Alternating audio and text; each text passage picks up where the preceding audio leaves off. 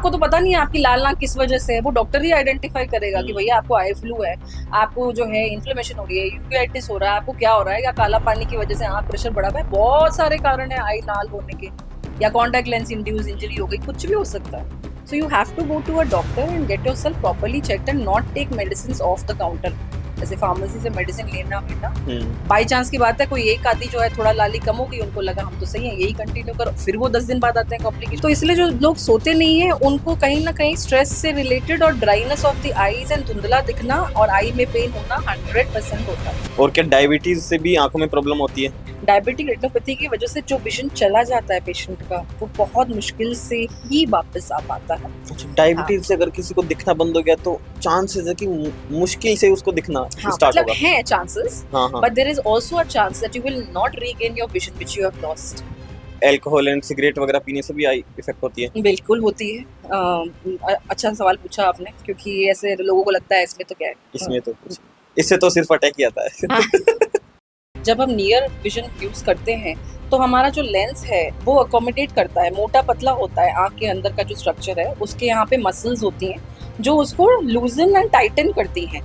वो हमारा जो है अकोमोडेटिव पावर, जो मसल्स का स्ट्रेंथ है और वो जो उसकी सहन शक्ति है मोटा पतला होने की, वो कम हो जाती है आफ्टर 39 ईयर्स ऑफ एज। मतलब 40 वैसे हम मानते हैं इसको, 39 पे भी डिपेंडिंग ऑन योर प्रोफेशन चश्मा आ जाता है। उस वजह से हमें पास का दिखना धुंधला हो जाता है एंड हमें एक एडिशनल हेल्प चाहिए होती है, glasses, so that we are able to focus in the near. और हम कभी कभी आंखों को केयर करते टाइम ना कुछ मिस्टेक्स कर देते हैं, जैसे कि बार बार आंखों को वॉश करना या फिर कुछ आई ड्रॉप्स डालना। तो ऐसी कुछ कॉमन मिस्टेक्स बताइए जो लोग बार बार कर रहे हैं।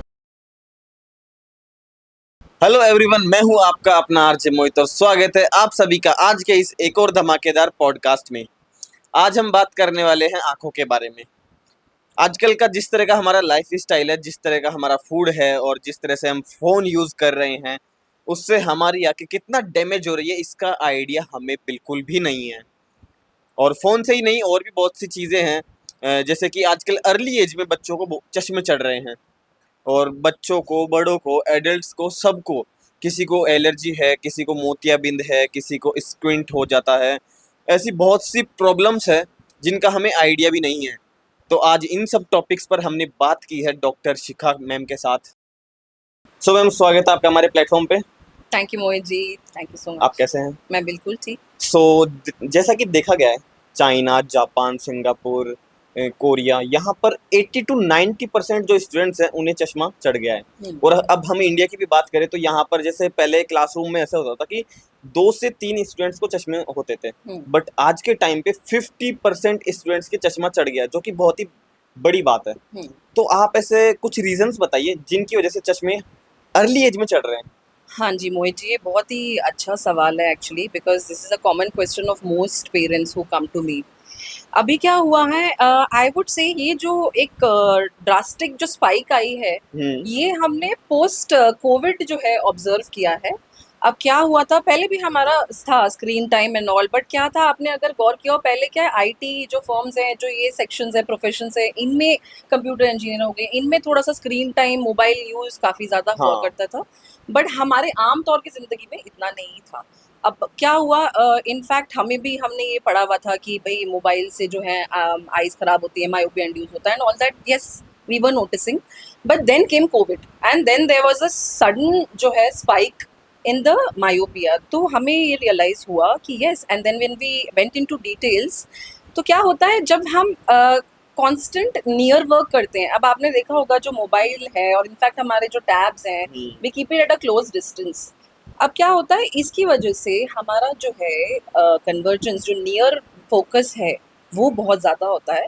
और वो क्योंकि हम इतने ज़्यादा डिपेंडेंट होंगे, बच्चों के होमवर्क सब कुछ ऑनलाइन आ रहे हैं, so there like you know, क्योंकि कोविड में जो ऑनलाइन क्लासेस चली थी।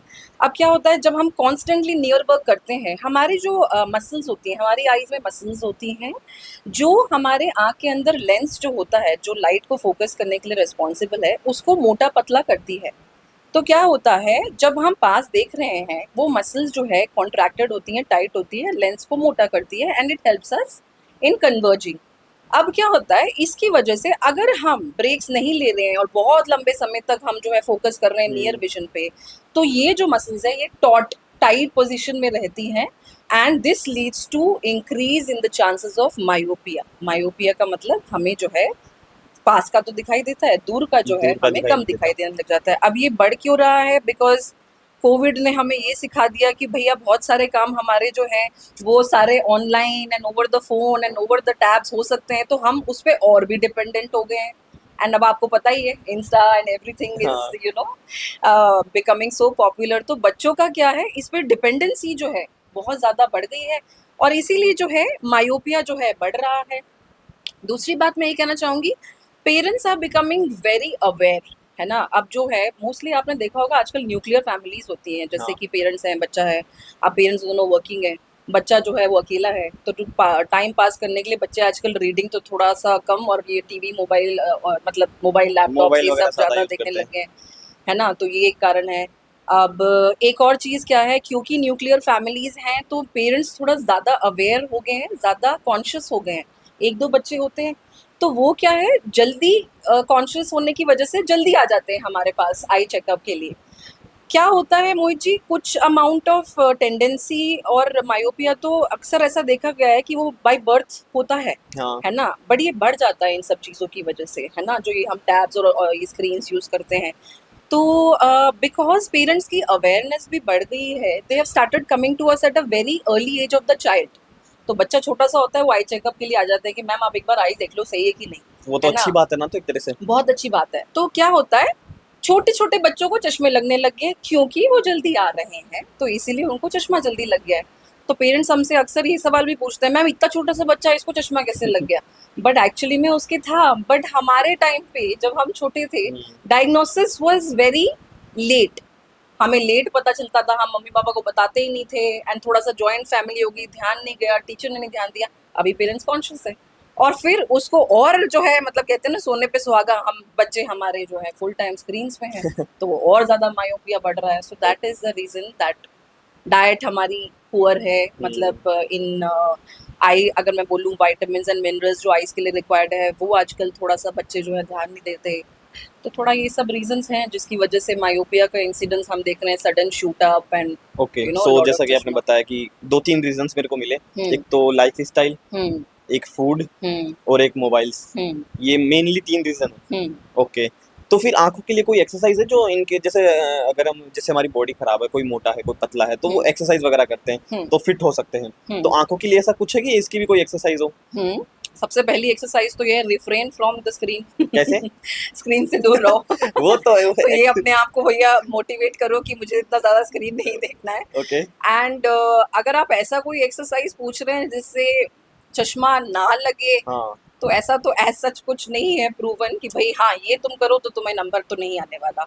योगा में बहुत सारी जो है एक्सरसाइजेज हम सिखाते हैं, जैसे कि आपने शायद सुना भी हो कि वो कैंडल विक को स्टेयर करना, है ना, फोकसिंग जो हुँ, है।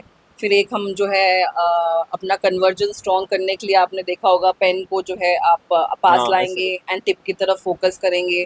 सो this but these are useful for particular cases, जैसे किसी की कन्वर्जेंस इंसफिशियंसी है, वो पास देखते वक्त उनकी आईज जो है यहाँ होनी चाहिए, बीच में आती है हमारी हुँ, आई बॉल्स, वो उनकी वीक है, तो उनके लिए ये ज़्यादा हेल्पफुल है।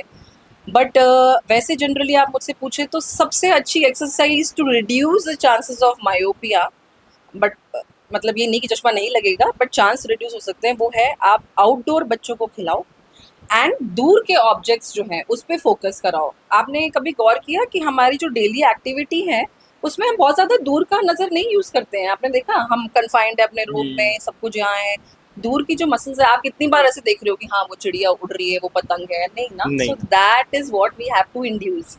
एंड बहुत अच्छी हैबिट जो मैंने अपने बेटे में इनफैक्ट डाली हुई है, he loves to fly kites. तो आप अगर पतंग उड़ाते हैं, हाँ, आपने अगर देखा हो उसमें बहुत सारे मल्टीपर्पज है यूजेस।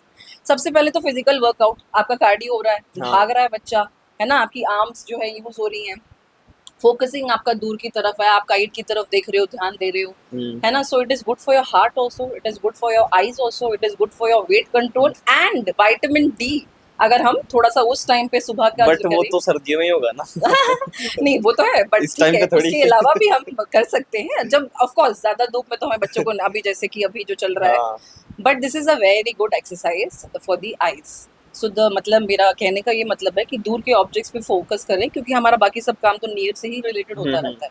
तो वो बेचारी मसल्स तो काम में आ रही हैं, दूर की तो आ नहीं रही। ओके। और जैसे किसी को चश्मे चढ़े होते हैं ना, किसी के प्लस में नंबर होता है, किसी के माइनस में नंबर होता है, तो ये कैसे क्या होता है, मतलब क्यों होता है, क्या नंबर, इनका मतलब क्या होता है? देखो, प्लस और माइनस जो हैं अप टू अ सर्टेन मतलब एज, ये दोनों ही अब हाँ। पेशेंट को ये लगता है कि जो प्लस है वो तो अच्छा पास का हो गया, माइनस तो दूर का हो गया। नहीं, दैट्स नॉट लाइक दैट। जो हमारे बचपन में जो नंबर आता है, it is called hypertropia and myopia. Plus number is called hypertropia, hypermetropia, and minus number is called myopia.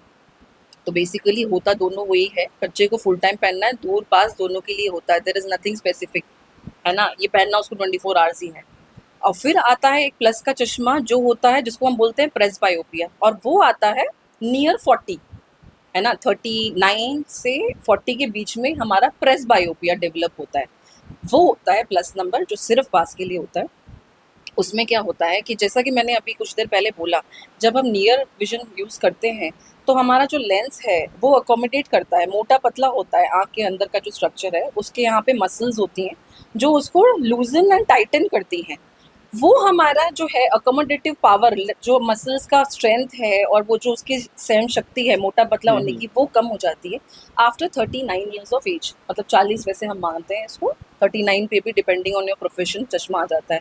उस वजह से हमें पास का दिखना धुंधला हो जाता है, एंड हमें एक एडिशनल हेल्प चाहिए होती है, glasses, so that we are able to focus in the near vision. इसीलिए एजिंग के साथ साथ वो चश्मा सबके चढ़ ही जाता है। Yes, very good question again. क्योंकि क्या होता है, अब पेशेंट्स जो आते हैं, हाँ। They are very confused and puzzled कि ये क्या हो गया, हमें तो दिख ही नहीं रहा, हमें तो दिख ही नहीं रहा। एंड ऑफ कोर्स उनकी गलती नहीं है।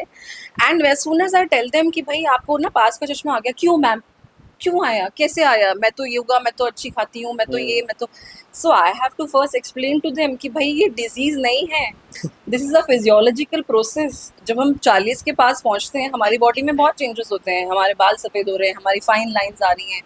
सो we have to accept this कि हमारा जो लेंस है उसकी थोड़ी सी स्ट्रेंथ कम हो गई है। यानी कि it's natural. It is purely natural. So patients को ये समझना बहुत जरूरी है कि it is a physiological change, it is not a बीमारी। और किसी को वो मोटे वाले चश्मे भी तो होते हैं ना, जिसमें आंखें बड़ी बड़ी दिखती है, जैसे वो बाबू राव वाला, वो चश्मे किसको होते हैं? जो मोटे वाले चश्मे हैं, हाँ, बाबू राव जी, हेरा फेरी मूवी। हाँ।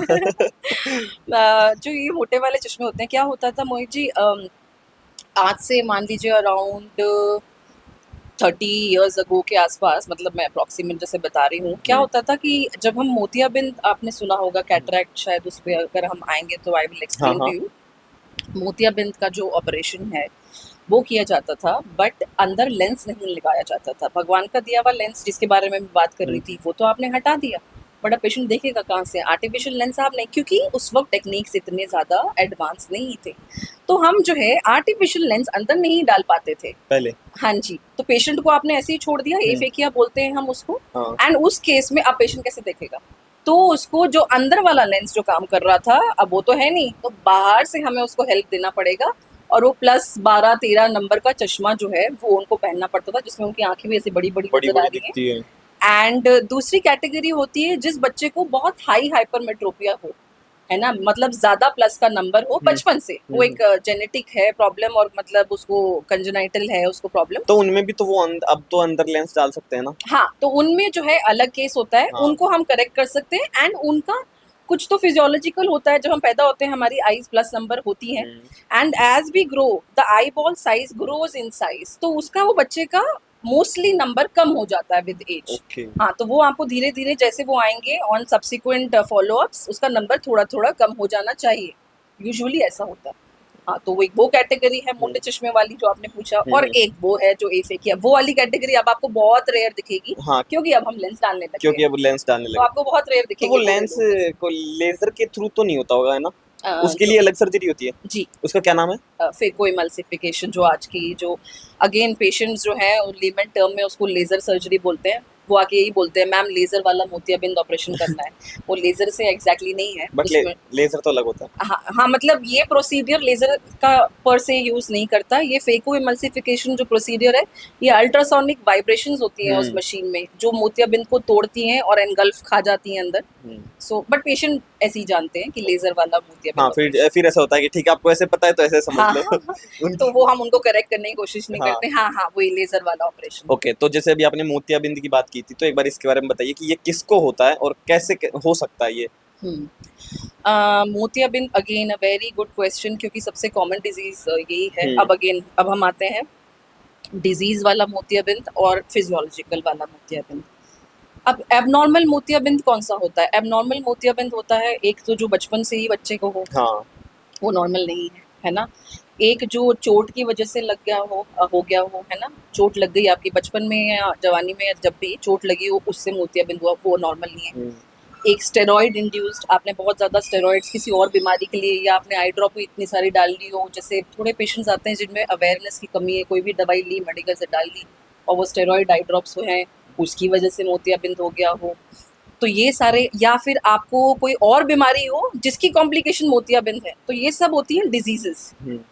फिर एक मोतियाबिंद आता है जो नेचुरल होता है, अगेन फिजियोलॉजिकल, अगेन हमें मरीज को ये समझाना पड़ता है क्योंकि वो डर जाते हैं, मोतियाबिंद और मुझे, ये तो हो ही नहीं सकता, मेरे तो पापा जी दादाजी उनको नहीं है और मेरे को हो गया। मेरे को सो कैसे मैं होगा? उस पर भी आऊंगी बाद में, बाकी उनको मेरा तो क्या है। लाइफ स्टाइल भी ऐसा नहीं है। हाँ, तो ये जो है अगेन व्हेन वी क्रॉस, अब आपकी एज जो कैटरैक्ट जो आपको आएगा वो अलग है, मेरी अलग है, बट हर किसी को मोतियाबिंद after a certain age, usually after 50, हाँ जो है मोतियाबिंद स्टार्ट हो जाता है।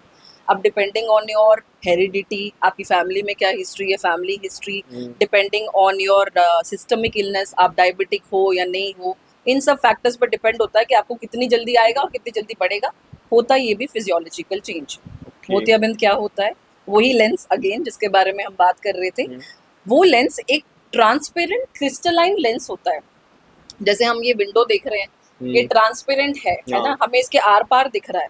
अब जैसे जैसे हम बड़े होते हैं, इसके अंदर के जो प्रोटीन्स है वो डीनेचर हो जाते हैं, है ना, तो वो जो एकदम फाइनली अरेंज्ड है तो वो क्लम्प अप होने लग गए और वो जो है डीनेचर हो रहे हैं। अब जो हमारी लाइट फोकस अंदर जा रहा है वो डिस्पर्स हो रहा है इधर उधर इधर उधर, वो डायरेक्टली अपने रेटिना पे फोकस पे नहीं जा पा रहा है, डिस्पर्जन की वजह से हमें क्लैरिटी कम हो जाती है और वो जो लेंस है वो ट्रांसपेरेंट से पीला पड़ जाता है, तो फिर हमें दिखना कम हो जाता है। तो वो जो पीला या फिर वो कभी कभी सफेद भी पड़ता है जी ना, जी, तो सफेद वो पीला। आंख के अंदर ये जो ब्लैक स्पॉट होता है इसमें दिखता है ना सबको। हाँ, वेरी गुड ऑब्जर्वेशन, दिखता है। हमारी जो पुतली होती है हाँ। उसके पीछे हमारा लेंस है, तो हाँ। आप अगर टॉर्च डालेंगे तो आपको वो येलोइश व्हाइटिश शैडो दिखने लग जाएगी। तो इसका ट्रीटमेंट कैसे होता है? इसका ट्रीटमेंट, पहली बात तो ट्रीटमेंट हमें कब चाहिए। हाँ। तो पेशेंट को हम कभी भी ये नहीं बोलते कि हाँ भाई मोतियाबिंद स्टार्ट हो गया चलो ऑपरेशन, नहीं, पहले हम इसको करेक्ट करेंगे non surgical, at least that is what I follow. मैं जो फॉलो करती हूँ मैं वो बता रही हूँ, usually doctors follow that. Patient हमारे पास आया, भैया हमने देखा आपको मोतियाबिंद है, आपका बेस्ट करेक्टेड विजन क्या है, मतलब आपको चश्मे के साथ में ठीक दिख रहा है क्या? अगर आपको चश्मे के साथ में last line, second last line दिख रही है तो भाई आप ठीक हो, आपको कोई कराने की जरूरत नहीं है। क्या आपकी डेली एक्टिविटीज हैम्पर हो रही हैं, डिस्टर्ब हो रही हैं उस मोतियाबिंद की वजह से? डेली एक्टिविटी क्या होता है, भाई मैं अकाउंटेंट हूँ, मुझे काम करना है, मैं कर पा रहा हूँ कि नहीं, मेरे को गाड़ी चलानी है रात में, मेरा ड्राइविंग का काम है, क्या मैं कर पा रहा हूँ कि नहीं, है ना, तो ये सब काम आपके अगर डिस्टर्ब नहीं हो रहे हैं, यू डोंट नीड सर्जरी। अगर आपका मोतियाबिंद जो है पका ही नहीं है, उस स्टेज तक इतना गया ही नहीं है, यू डोंट नीड सर्जरी, है ना। ये भी कच्चा पक्का होता है क्या? जी, आजकल हम इतना नहीं पकाते हैं क्योंकि फेको इमल्सिफिकेशन के लिए हमें सॉफ्ट कैटरैक्ट की ज़रूरत है। पुराने ज़माने में आपने अगर सुना हो तो हम बोलते थे भाई ये तो पका ही नहीं, इसको पका के आओ, अभी नहीं होगी ऑपरेशन। सो हाँ, तो if you want to ask me that, तो उसका एक अलग वो है कि पुराने ज़माने में जो सर्जरी होती थी, जो नॉन लेज़र सो कॉल्ड, अभी लेज़र आ गया है, वो हम एक बड़ा चीरा देते थे, 8 mm का चीरा आँख में कॉर्निया पे, जो हम मतलब लिम्बस में जो लगाते हैं चीरा, है ना, एंड लिम्बस के जस्ट पास में, एंड वो हम जो चीरा देते थे वो बड़ा चीरा होता था। उसमें हमें मोतियाबिंद जो है, जो आपका लेंस है पीला पड़ चुका है, हार्ड हो चुका है, उसको हम एक ही पीस में जाएंगे और बाहर निकाल देंगे। तो एक आता था इंस्ट्रूमेंट, आप अंदर गए, स्कूप आउट किया, उसको बाहर निकाल दिया। अब उसके लिए हमें वो फर्मनेस चाहिए। अब मैं अंदर जा रही हूँ, मैं कोई चीज़ पकड़ रही हूँ, अगर वो सॉफ्ट है तो विदर अवे हो जाएगी, इधर उधर फैल जाएगी, फिसल जाएगी। तो और मुझे चाहिए सॉलिड, और वो मेरा पास चीरा तो बड़ा है ही, मैं गई अंदर और मैंने उसको निकाल लिया। सो दैट इज़ द रीज़न। फिर मैंने टाँके लगा दिए। तो इनफैक्ट हमने भी पीजी में शुरू में यही सर्जरी सीखी आँख थी। में? हाँ जी, स्टिचेस लगते हैं ना, तो ये होता था। आँख के अंदर मतलब पुतली में? नहीं, ये जो हमारा कॉर्निया है, काला हीरा जो हम बोलते हैं, हाँ, हाँ। ब्लैक वाला हिस्सा हाँ, जो हाँ। है उसकी मार्जिन पे, ओके। वहाँ पे, क्योंकि वोंड तो क्लोज करनी है। अब आप बाहर तो आ गए, अब आँख को खुला तो नहीं छोड़ सकते ना।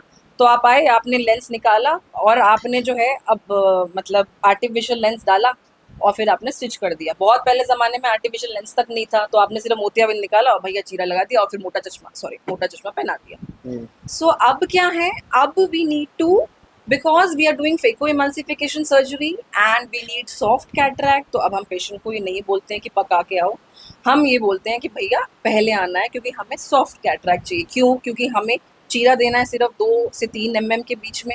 आप सोचो कितना होता है 2 से 3 mm, है ना, और हम अंदर घुसते हैं पेन लाइक इंस्ट्रूमेंट से और अल्ट्रासोनिक वाइब्रेशन से हम उसको काट के एनगल्फ कर लेते हैं। वो उसी इंस्ट्रूमेंट के अंदर आ जाता है पूरा पिघल के, एंड आपके अंदर मतलब टूट के पीसेस में अंदर आ गया।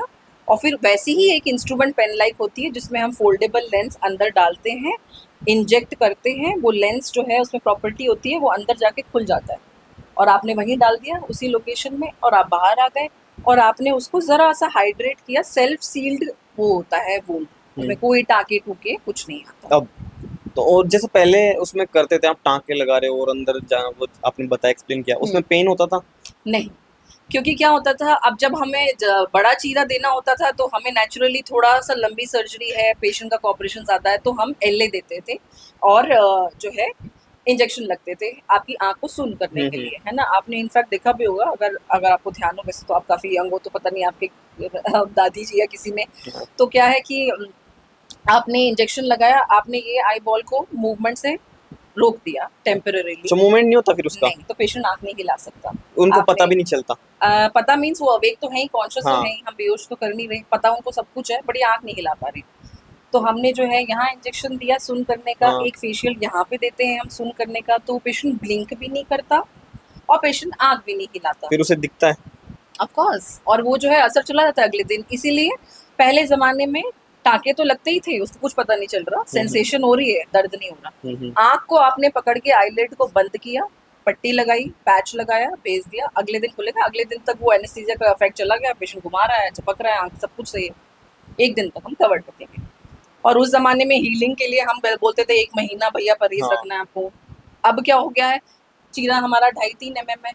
अब जैसे मेरे हॉस्पिटल में हम करते हैं टॉपिकल सर्जरी। टॉपिकल एनेस्थीसिया क्या होता है, एक ड्रॉप आती है जिसको हम पैराकेन आई ड्रॉप बोलते हैं, उसमें हमने डाली, सुन होगी आपकी आँख, ना यहाँ टीका ना यहाँ टीका, आपने सुन कर दी, उसका इफेक्ट जो है 15 से 20 मिनट रहता है, 10 से 12 मिनट में तो सर्जरी खत्म हो जाती है। आपने 2.5 mm का चीरा दिया, मशीन हमारी बहुत एडवांस है, अब तो फेको मशीन है, आप गए अंदर और ये सारा प्रोसीजर जो मैंने आपको एक्सप्लेन किया है 10 से 12 मिनट, कभी कभी तो इनफैक्ट 7-8 मिनट, एंड ये प्रोसीजर खत्म और आपने आई क्लीन की, जैसे आप बैठे हो ऐसे ही आप वापस जाते हो। और हम बस एक पोस्ट ऑपरेटिव प्रोटेक्टिव ग्लास ताकि डस्ट से बचे रहें वो दे देते हैं, कोई पट्टी नहीं, कोई कोई कुछ कुछ नहीं। आप नॉर्मली जाते हो, आप अपना 2 दिन में काम रिज्यूम करो और आपको जो करना है। जो लोग बहुत ज़्यादा लिखित पढ़ित सीएज हैं, कुछ हैं, उनको तो अगले दिन से ही काम करना होता है, तो हम तो कोई मना नहीं करते। कोई इशू नहीं उसमें? नहीं। कोई दोबारा वो ये चीज़ दोबारा भी हो सकता है? मोतियाबिंद कभी दोबारा नहीं हो सकता। आपको जो दोबारा जो पूछ रहे हैं आप, उसको हम बोलते हैं झिल्ली, ठीक है, उसको बोला जाता है posterior capsular opacification, PCO Hindi में झिल्ली। अब झिल्ली जो है वो depending on individual to individual and some type of intraocular lenses, थोड़ा किसी को जल्दी, किसी को 2-4-6 महीने में ही, किसी को 10-10 साल बाद में झिल्ली सबको आना है। It is a process which वो एज के साथ में आएगा? नहीं, एज नहीं है वो, it doesn't depend on the patient's age. वो झिल्ली कोई नेचुरल वो चीज नहीं है, वो तो आपने मोतियाबिंद ऑपरेशन किया तो पोस्टीरियर कैप्सूल पे आपने लेंस लगा रखा है, पीछे से वो पोस्टीरियर कैप्सूल ने ओपेसिफाई मतलब सफेद आ जाता है, उस पे कुछ झिल्ली जैसा वो जम जाता है। अब वो क्या है, लेंस के पीछे है, आपका लेंस तो ये रहा, आपका झिल्ली जो है पीछे का पोस्टीरियर कैप्सूल ये रहा जिसके ऊपर हमने लेंस को बिठाया हुआ है। तो अब पेशेंट को क्या हो रहा है, पूरी तो जा नहीं रही लाइट अंदर तक पर्दे तक, वो यहीं पे ऑब्स्ट्रक्ट हो रही है, जैसे पहले मोतियाबिंद था, अब ये बन गया। तो हमें क्या करना है, एक लेजर मशीन आती है जिसमें हमने 2-4 शॉट डालने हैं और यहाँ पे हमने एक होल क्रिएट कर देना है। पूरी झिल्ली, पूरी पोस्टीरियर कैप्सूल नहीं हटाते हम, एक छेद सेंटर में कर देते हैं, जो आपकी पुतली के पीछे जो जा रहा है ना झिल्ली, वो क्योंकि हम सेंटर से ही देखते हैं, और उस पे हमने होल कर दिया और फिर खत्म। ये परमानेंट इलाज है, इसके बाद कोई झिल्ली नहीं आएगी। अच्छा, वो झिल्ली पूरी हटाते नहीं हो, बस होल करते हो उसमें। और मैम जिसको भी चश्मा है अगर कोई हटवाना चाहता है तो सबसे अच्छा तरीका क्या है चश्मा हटवाने का? सबसे अच्छा तरीका चश्मा हटाने का, देखिए, तरीके तो बहुत सारे हैं। अगर आप मेरी प्रैक्टिस में पूछें तो मैं तो सबसे पहले पेशेंट को एनकरेज करती हूँ कि जो नेचुरल है वो नेचुरल है, नॉन इंटरवेंशनल मेरी तो वो रहती है हमेशा मतलब प्रोटोकॉल कि चश्मा पहने रहो तो अच्छा है, क्योंकि हटाने के अलग कॉम्प्लिकेशंस होते हैं। अब आप मान लो ऐसे पेशेंट आए जिनको हटाना ही है हाँ due to various reasons, professionally या आर्मी नेवी और ये सब जो हो जाते हैं, एंड उनको हटाना ही है चश्मा, एंड या फिर लड़कियां हैं उनको भाई शादी के लिए है, तो ये सब जो कैटेगरीज होती हैं उनको है। तो अब हम चश्मा हटाने के एक तो होता है टेम्पररी तरीका, आपने जो है चश्मा हटाया कॉन्टैक्ट लेंस पहन लिया, एक तो ये हो गया है ना, तो वो टेम्पररी है, बट वो आपको रोज पहनना है, उतारना है। उसमें आपके पास एक लिबर्टी होती है कि बट आप बाकी के टाइम चश्मा पहनिए, और जब आपको हटाना है पार्टी ओकेजन आप हटा लीजिए। बट उसके भी प्रोज एंड कॉन्स है ना। हाँ, वो तो मैं आपको बता दूंगी, आपको चाहिए तो प्रोज एंड कॉन्स तो हर चीज के हैं। नहीं उसके तो कुछ ज्यादा ही ना, क्योंकि आप डेली उसको लगा रहे हो फिर हटा रहे हो। इतना ज्यादा तो नहीं है Mohit ji, I will also come to that. तो अभी मैं पहले ये बता हाँ देती हूँ हाँ आपको। ठीक है। तो जैसे एक आ गया कॉन्टैक्ट लेंसेज, अब आता है ये तो हो गया डेली आपको करना है, हाँ हटाना लगाना हर किसी के बस की बात नहीं है। एंड दूसरा आता है सर्जिकल रिमूवल। तो सर्जिकल मतलब लेजर रिमूवल कह लेजर। लो आप, उसमें लेजर भी आता है, सर्जरी भी आती है। तो एक कैटेगरी ऑफ पेशेंट्स होते हैं जो, हमारा एक प्रोसीजर होता है लैसिक जिसको हम बोलते हैं, आपने सुना हो, काफी कॉमन है आजकल, जो लेजर से हम चश्मा हटाते हैं। ये वाला एक्चुअली में लेजर है। लेजर वाला सुना है। हाँ, तो ये वाला तो एक्चुअल लेजर है, वो मोतियाबिंद वाला तो वो था फेक कोई मल्सिफिकेशन।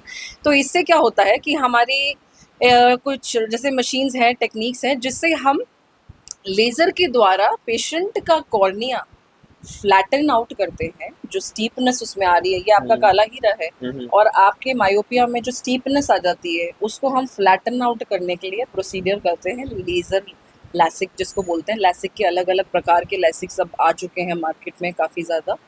तो उनका बेसिक फंडा सेम है। थोड़ा मशीनरी कह लो, थोड़ा ब्लेड फ्री कह लो, टेक्निक्स आ गई हैं और कॉस्ट के डिफरेंसेस हो गए हैं। सो लेज़र में हम क्या करते हैं, आपके जो काला हीरा का सबसे ऊपर वाला परत है उसमें हम एक या तो ब्लेड, माइक्रो ब्लेड होता है, उसके द्वारा फ्लैप क्रिएट किया जाता है। तो आपका ये रहा काला हीरा, इसमें मैंने एक फ्लैप, सर्कल का फ्लैप क्रिएट किया, ऐसे एक ढक्कन जैसा। हाँ मैंने इसको खोला खोलो। और यहाँ पे मैंने लेजर की बीम डाल दी हाँ और कॉर्निया को थोड़ा सा एब्लेट, बर्न आउट कर दिया। थोड़ा आपको थोड़ा शायद डर लगे सुन के, बट ये है एब्लेशन बोलते हैं। एंड वापस से इस फ्लैप को रिपोजिट कर दिया। तो ये हो गया तो लेसिक। ये वापस ऑटोमेटिक कैसे होगा जी, मतलब। मतलब हम ही करेंगे, वो टेक्निक होता है उसका। तो अच्छा। आपने क्या है, वो ऊपर वाली लेयर हटाई, हाँ लेजर किया, हाँ वापस डाल दिया, और पेशेंट का जो है करेक्शन हो गया हो सही गया। मायोपिया। इसमें जो नए टेक्निक्स आए हैं उसमें कुछ तो ऐसे हैं जिसमें ब्लेड फ्री कहते हैं लोग कि मैम अभी नया आ गया है जिसमें बिल्कुल ब्लेड नहीं है, वो थोड़ा सेफर है। और नहीं तो जिसमें फ्लैप रिलेटेड कॉम्प्लिकेशन नहीं है, ये फ्लैप जो हम उठा रहे हैं ये है ही नहीं, हम सिर्फ यहाँ पे एपिथेलियम को बर्न कर रहे हैं और वहीं से काम कर रहे हैं। तो ये फ्लैप रिलेटेड कॉम्प्लिकेशंस नहीं आ रही, क्योंकि जब हम फ्लैप को वापस लगाते हैं वो कभी कभी थोड़ा कॉम्प्लिकेशन में चला गया, या जगह पे नहीं आया, या हीलिंग में इश्यूज, तो वो सब नहीं है। और फिर इसके बाद में पेशेंट को कुछ दिनों के लिए कॉन्टैक्ट लेंसेज लगाया जाता है, बैंडेज कॉन्टैक्ट लेंस, जिससे वो हील करे, क्योंकि आपने ये सब तो कर दिया, बड़ा वैसे खुला छोड़ दोगे तो इन्फेक्शन के चांसेस, हीलिंग के चांसेस, विजुअल डिस्टर्बेंस के चांसेस। तो आपने कॉन्टैक्ट लेंस से कवर कर दिया, बाद में आपने कॉन्टैक्ट लेंस हटाया, पेशेंट का नंबर चला गया। ओके। अब अगेन हर पेशेंट इसके लिए एलिजिबल नहीं है। इसके लिए एक जो है लिमिट होती है, क्योंकि आप जो है कॉर्निया का आपका थिकनेस है, अगर कॉर्निया इतना मोटा है और कुछ लोगों का कॉर्निया पतला है, अब आप इसमें से कुछ कॉर्निया बर्न भी कर रहे हो, ऑलरेडी आपका काला हीरा पतला है, मैंने बर्न भी कर दिया, तो आप तो कॉम्प्लिकेशन में चले गए। पतला काला हीरा आगे जाके जब आप बड़े होंगे उम्र में तो वो कॉम्प्लिकेशन कर सकता है, मोतियाबिंद का ऑपरेशन कराने में कॉम्प्लिकेशन कर सकता है। तो there is a limit to which we can burn the cornea. तो जिन लोगों का नंबर थोड़ा ज़्यादा हाई होता है, अब आपने देखा होगा 7-8 नंबर वाले, 10 नंबर वाले, हाँ वो लोग एलिजिबल नहीं है लेसिक के लिए, तो उन लोगों को मना किया जाता है कि आपके लिए नहीं है। तो इनमें से आप कोई भी लेसिक ले लो, वो किसी के लिए भी नहीं होते एलिजिबल। ठीक। उन लोगों के लिए आता है सर्जिकल इंटरवेंशन। तो वो एक अलग चैप्टर है जिसमें हम सर्जिकली उस मायोपिया को करेक्ट करते हैं। तो उसमें भी आपने अगर सुना हो तो काफ़ी सारे टेक्निक्स आ गए हैं, जैसे ICL एक प्रोसीडियर है जिसमें हम क्या करते हैं, आपके जो भगवान का दिया हुआ लेंस है और जो आपका काला हीरा है, मतलब उसके बीच में हम एक आर्टिफिशियल लेंस डाल देते हैं और कैंसिल आउट कर देते हैं आपका नंबर। एंड वो ICL बोला जाता है, वो उन लोगों के लिए है जिनका काला हीरा पतला है। बट इस प्रोसीजर में भी साइड इफ़ेक्ट्स और कॉम्प्लिकेशंस का थोड़ा-सा रिस्क ज़्यादा होता है।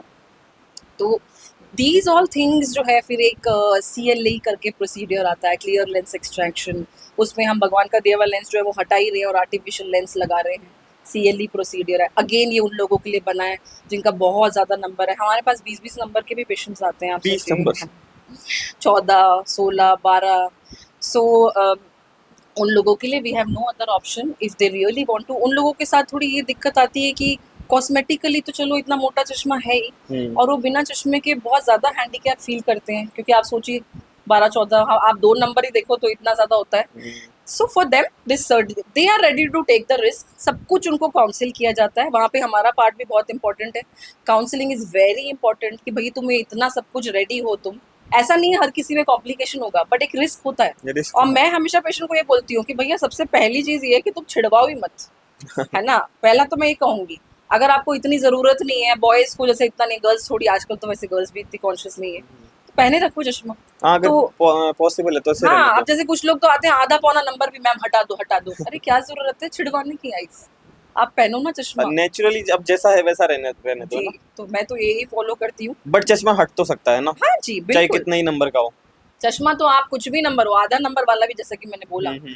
कुछ लोगों की मजबूरी होती है, उनको ऐसे प्रोफेशन चूज करने हैं, तो उनका होता ही है। और मैम लेजर सर्जरी के बारे में कुछ मिथ्स हैं जो आपको पता है तो आप बता सके। लेज़र सर्जरी के लिए सबसे बड़ा मिथ तो यही है कि भैया हमने आँख अगर छिड़वाई तो हम अंधे हो जाएँगे, है ना? सो सबसे बड़ा तो यही है। एंड कि भई हमें जो है दिखना बिल्कुल ही बंद हो जाएगा।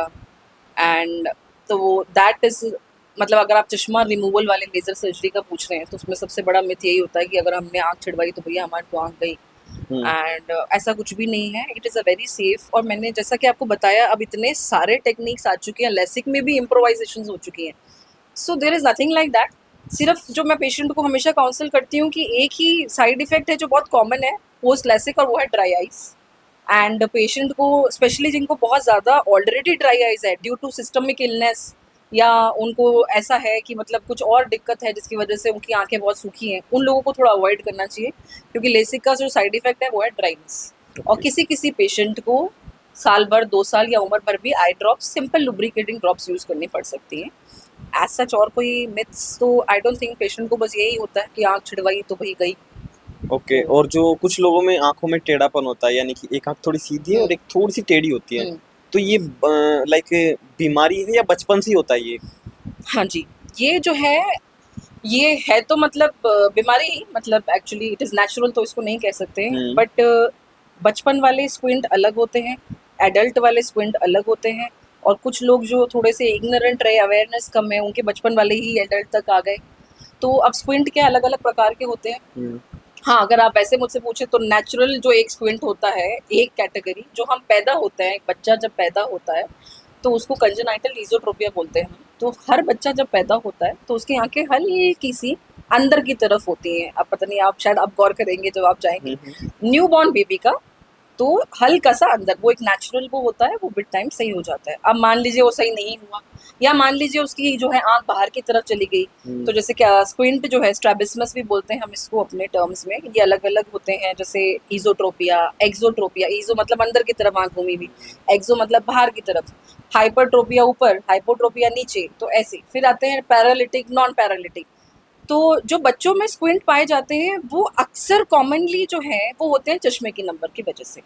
और अगर आप इतने अवेयर हैं, सुविधा है, तो आप जो है अब तुरंत, जैसे पेरेंट्स आ जाते हैं, जैसे ही बच्चे को चश्मे का नंबर दिया, विद टाइम, किसी को 6 महीने, साल भर, 2 साल, विद टाइम वो स्क्विंट जो है कम होके करेक्ट हो जाता है मतलब चश्मा पहनने से। चश्मा पहनने से। जी, जी, क्योंकि मत कॉमनेस्ट जो है हाँ, हाँ। रीज़न, और बच्चों में स्पेशली जो कॉमनेस्ट है, वो है चश्मे की वजह तो से। उसका मतलब कोई वैसे ट्रीटमेंट नहीं है, ओनली चश्मा उससे हो वेरी जाएगा? सिंपल ट्रीटमेंट, इट इज़ चश्मा। और हाँ, कुछ स्क्विंट्स होते हैं जो नहीं सही होते इर्रेस्पेक्टिव ऑफ ट्रीटमेंट। अब जैसे बच्चे को आपने शुरू से चश्मा नहीं पहनाया, उसकी आँख बाहर की तरफ थी। अब क्या हुआ है, बाइनोकुलर विज़न, हमें दोनों आई से हम देखते हैं, बाइनोकुलर विज़न तो मेंटेन हुआ नहीं, क्योंकि एक आँख तो मेरी सीधी दिख रही है, एक आँख मेरी बाहर की तरफ है ना? वो मुझे दिख नहीं रही है ढंग से, और वो काम में ही नहीं आ रही, मेरे ब्रेन को अब आदत ही नहीं है इस आँख से सिग्नल लेने की। अब मैंने उसको दिया ही नहीं स्टिमुलस, मैंने चश्मा पहना ही यानी कि नहीं। वो एक ही आंख से दिखते हैं फिर? हाँ, मैं एक ही आँख से यूनिओकुलर विज़न यूज़ कर रही हूँ, मैं बाइनोकुलरिटी मेरी है ही नहीं, और एक आँख जो है मेरी वो बाहर की तरफ डाइवर्ट है। अब मैंने उसको स्टिम्युलस ही नहीं तो दिया। वो बाहर का नहीं देखते क्या? नहीं वो इधर घूमी हुई है, बट उसका विजन कम है उस आंख में। अच्छा। अब उसमें विजन भी कम है, बाहर की तरफ है, और आपकी वो जो स्ट्रेट लाइन जो सिंक्रोनिटी है, बाइनोकुलरिटी, वो गायब है। अब मैंने उसको स्टिम्युलस दिया ही नहीं, मैंने चश्मे का नंबर पहनाया ही नहीं, और वो बाहर की तरफ ही रह गई। अब वो आलसी आंख में चली गई, एम्ब्लायोपिया में चली गई। अब वो जो है वापस डाइवर्ट नहीं होगी, और एक उम्र के बाद में आप चश्मा दो, कुछ भी करो, वो वापस से बाइनोकुलर विजन जो है नहीं अटेन कर तो सकता। उसका होना ना होना कोई वो नहीं है। हाँ, और वो कॉस्मेटिकली थोड़ा पुअर लगता है। अब सर्जिकली हम जो है उसको करेक्ट कर सकते हैं, हम उसको बीच में ले आएंगे, बट अगर उसमें नजर ही नहीं है तो ब्रेन को हमें वहां से स्टिम्युलस ही नहीं मिल रहा, नहीं, तो फिर क्या होगा? बट उसको ला तो सकते हैं ना ले कि आए हम, हाँ। ले आए, बट मान लीजिए उसमें अगर उसमें विजन है, बहुत अच्छी बात है। नहीं, अगर मैं- नहीं भी है तो कम से कम वो दिखने के लिए तो नहीं, अच्छा मैं रहेगा ना। बताती हूँ। अब उसमें क्या है, विजन तो है नहीं, वो हाँ। एम्ब्लायोपिक आंख कहलाती है, लेजी आई। तो उसमें विजन जब है ही नहीं, तो वो in due course of time 6 महीने, साल भर, 2 साल, 5 साल, वो वापस अपनी पोजीशन में चली अच्छा, जाएगी। अगर उसको वापस पोजीशन पे लाएंगे तो वो फिर से चली जाएगी। पोजीशन में हमें सिर्फ उन्हीं आईज को लाना होता है जिसमें विजन है।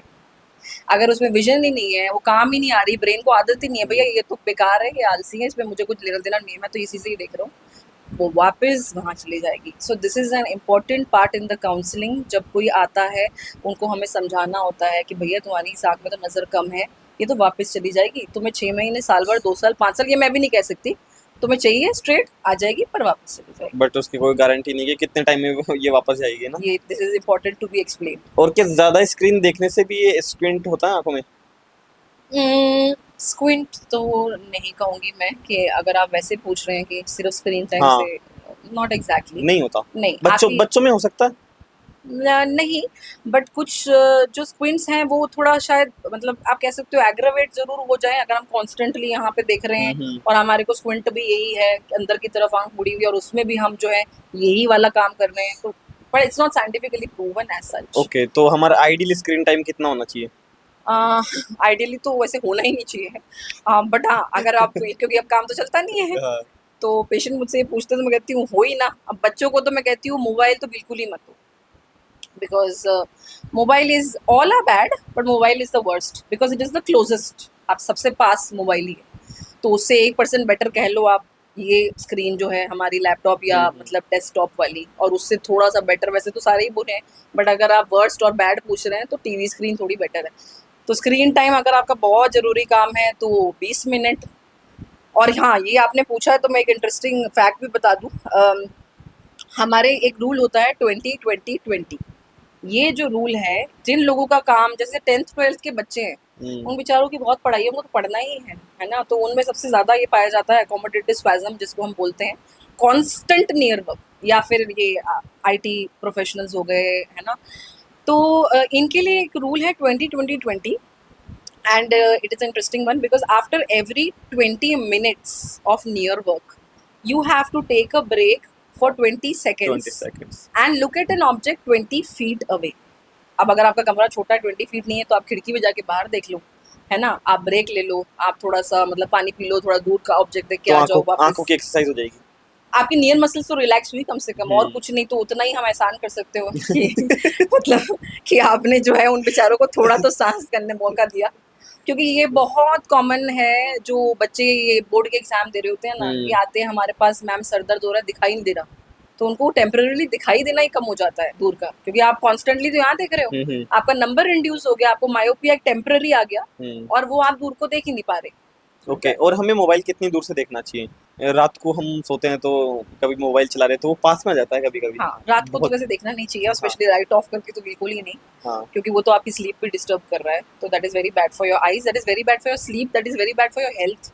सो I mean it is not only your eyes which you are hampering, आप तो पूरा अपना हेल्थ सिस्टम ही बिगाड़ रहे हो, स्लीप साइकिल ही बिगाड़ रहे हो, और उसमें तो बहुत सारी चीजें हैं कि स्लीप साइकिल बिगड़ेगी, हेल्थ बिगड़ेगी, एंड स्लीप बिगड़ने से तो आपको पता ही है क्या क्या होता है। और इससे ब्रेन पावर भी कम होती है। हाँ, मतलब overall it has a very negative impact on you, और अगर आपको देखना है तो कृपया लाइट तो ऑन रख लें, एंड अंधेरे में ना देखें, और जो हम डिस्टेंस रेकमेंड करते हैं usually it is about 33 centimetres जो हमारा नियर वर्क होता है, पर वैसे मैं कहूँगी जितना दूर रखो, हाँ। 33 तो एक आइडियल डिस्टेंस हो गया, और आप जितना दूर रखोगे उतना बेटर है आपके आइज़ के लिए। और जैसे जो लोग आईटी सेक्टर में ऑफिस वर्क करते हैं कंप्यूटर से, उनके लिए मतलब वो अपनी आंखों को ख्याल कैसे रखे, क्योंकि उनके लिए जो सजेस्ट किया जाता है वो बोला जाता है कि ब्लू लेंस। हम्म। तो ये ब्लू लेंस का क्या चक्कर है? क्या सच में उससे आंखें प्रोटेक्ट होती है? ब्लू लेंस से अगर आप वैसे देखो, पेशेंट हमसे भी पूछते हैं, वैसे आते हैं पेशेंट पूछते हैं कि मैम जो है ब्लू फिल्टर जो है, ब्लू हाँ। ब्लू कट लेंस हम बोलते हैं उसको, हम लगाते होते हैं चश्मे के अंदर। अब कुछ पेरेंट्स को तो क्या लगता है कि भाई ब्लू कट लगा दिया, चलो ये लो बेटा स्क्रीन, मतलब आप फोन देखना है, चलो ब्लू स्क्रीन लगा लो, तुम ब्लू चश्मा लगाओ, अब तुम स्क्रीन देखो। नहीं, blue lens is not protecting your eyes. अब जैसे एक मिसकंसेप्शन ये है कि आपने ब्लू लेंस पहन लिया तो चश्मे का नंबर नहीं पड़ेगा, चलो स्टेबल हो गया अब आप पहन लो। नहीं, ऐसा कुछ भी नहीं है। It is not giving you that sort of guarantee कि भैया तुमने लगा लिया तो नंबर नहीं पड़ेगा, हॉल्ट हो गया भाई। क्योंकि पेशेंट पूछता है मैम मैं तो ये लेंस लगा रहा हूँ, मेरा नंबर कैसे बढ़ गया? तो फिर उसको लगाने का क्या मतलब हाँ हुआ? Exactly exactly. वो जहाँ तक प्रूवन है, ऐसा कुछ साइंटिफिकली ऐसा भी कुछ उसके इतने नहीं है एडवांटेजेस, बट एक जो है कि वो आपकी जो स्लीप डिस्टर्बेंस होती है हम्म। उसमें ज़रूर जो है लोगों को हेल्प करता है कि अगर आप स्क्रीन पे लगा लें ब्लू चश्मा, ब्लू कट पहन लें, so that you can say up to an extent थोड़ा एस्थीनोपिया जो टायर्डनेस होती है वो आपको बचाता है। तो इसीलिए जो आईटी वाले हैं ये पहनते हैं तो थोड़ा उनको रिलैक्स लगता है। एंड बाकी थोड़ा साइकोलॉजिकल तो होता ही है कि मैंने पहन लिया, हाँ अब आराम है। अब ठीक है, अब जैसे कुछ पेशेंट तो बोलते हैं मैम इसको लगा के बिल्कुल ठीक हूँ मैं, एंड इसके बिना तो बिल्कुल ही मेरा बस है। तो इतना ड्रास्टिक कुछ नहीं होता है इसका। वो साइकोलॉजिकली उनके हाँ, माइंड में होता है कि कि अब हाँ। मैंने ये लगा लिया, now my eyes are totally fine. Okay. तो ऐसा इतना नहीं है। और हम आंखों का ख्याल कैसे कैसे रख सकते हैं? आंखों का ख्याल हम सबसे पहले तो ये है कि the golden rule, screen time minimisation, ठीक है। है ना, बिल्कुल मिनिमल आप स्क्रीन टाइम जो है करें।